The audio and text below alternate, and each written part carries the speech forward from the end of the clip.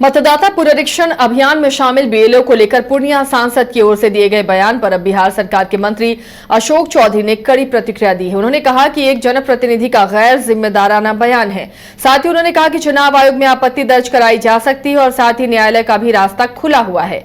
वहीं उन्होंने 100% डोमिसाइल की मांग पर कहा कि ये विषय में फैसला तत्कालिक लाभ के लिए नहीं लिया जा सकता है, बल्कि अन्य राज्यों बिहार के अभ्यर्थियों के लिए रास्ता खुला रहे, यही देखना होगा।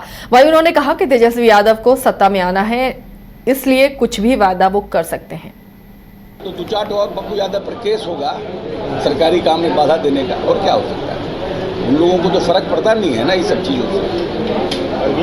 ये सब गैर जिम्मेदाराना बयान है कि बीएलओ को घुसने नहीं दो, बीडीओ को घुसने दो, ये सब गैर जिम्मेदाराना बयान है। कोई मेंबर ऑफ पार्लियामेंट इस तरह का बयान दे, अरे आपको अपनी बात कहना है, बेचारा बीएलओ को क्या गलती है, आपको अपना बात कहना है, जाइए इलेक्शन कमीशन अपनी बात को कहिए, आप न्यायालय का दरवाजा खटखटाइए। संविधान में प्रावधान बने हुए हैं ना। इस तरह से अनार्की करना, इस तरह से अनार्की जैसा बात करना, ये कोई सभ्य आदमी का, सभ्य राजनीतिक दल के व्यक्ति का कोई काम करने का तरीका है। देखिए ये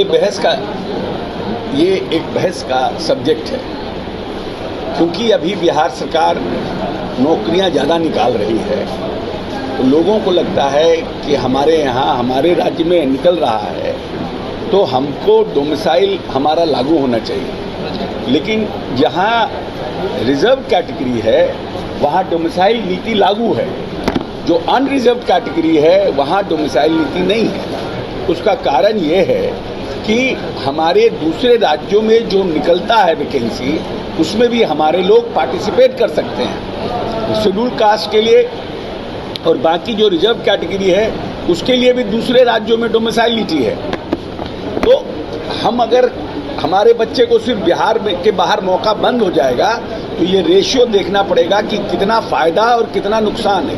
ये सब बहस का मामला है। अब किसी एक साल के लिए, 2 साल के लिए अगर हमारे यहाँ बहालियाँ निकल रही हैं और फिर पूरे राज्य में अगर इसी तरह से बिहार को रोक देगा तो कितने लोगों को मौका नहीं मिलेगा। तो ये सब चीज़ देख करके करना है। तत्काल कुछ फ़ायदा पाने के लिए आगे का भविष्य को खराब कर देना, इस सब चीज़ को बैलेंस करके।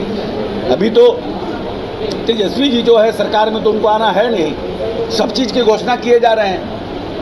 हम बिजली माफ़ कर देंगे, तो हम ये कर देंगे। अभी कुछ दिन में देखिएगा, जैसे चुनाव नज़दीक आएगा तो बोलेंगे कि हम सब के यहाँ से एक आकाश से तारा ला करके भी देंगे।